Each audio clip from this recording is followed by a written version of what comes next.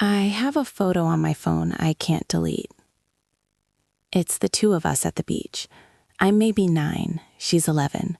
We're both squinting into the sun and laughing at something our dad said, and our shoulders are touching, and we look so alike. Same nose, same way of tilting our heads. People used to stop us in grocery stores. Are you two sisters? And we'd look at each other and smile like it was the best thing anyone could say. Her name is Rachel. Was Rachel. Is Rachel. I don't know what tense to use for someone who is still alive, but is no longer who you thought they were. It started with a health scare, a routine checkup that turned into more questions, more tests, a doctor using the word hereditary too many times in one sentence. A genetic counselor suggested gently that it might be worth doing a full DNA panel. I called Rachel that night. Hey, would you do one of those mail-in kits with me? She laughed. Sure, why not? Maybe we're secretly royalty. We ordered them together, matching boxes. The results came back on a Tuesday. I was eating cereal, standing at the kitchen counter, and I opened the app and read the words and put the bowl down very carefully, like something might break if I wasn't gentle, and sat on the floor.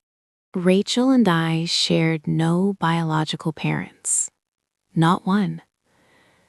According to every marker in our DNA, we were two complete strangers who had grown up in the same house, called the same people mom and dad, and shared a bedroom for 14 years.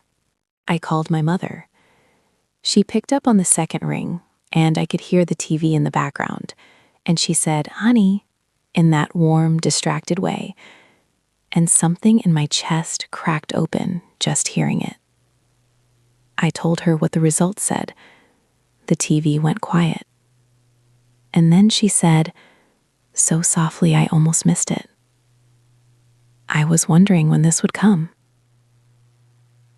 The story she told was not a bad one. It was a human one. Rachel had been born to my mother's younger sister, Aunt Carol, who died when I was 4, who had been very young and very alone, and very certain she couldn't give a baby the life it deserved.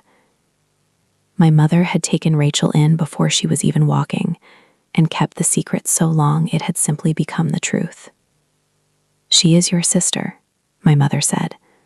"A piece of paper doesn't change what you grew up being to each other."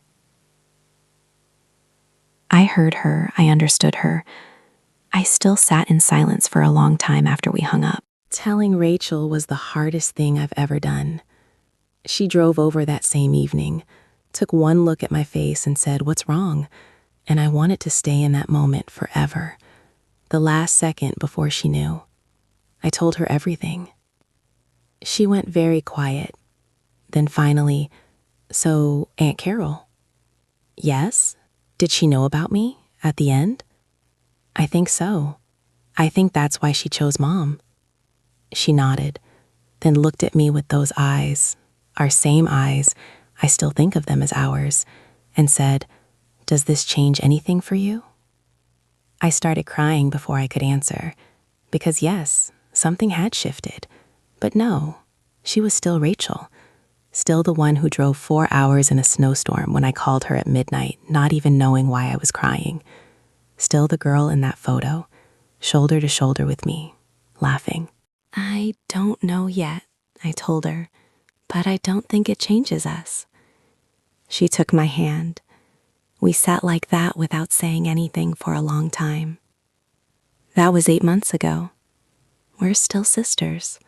We've looked up at Carol together, found photos, traced the line of a nose we now understand differently. Rachel cried then, just a little, when no one was watching with me. Some truths don't need an audience. I still can't delete that photo. 2 little girls at the beach, squinting into the sun. Whatever word fits now, we were real. We are real. And some days that's the truest thing I know.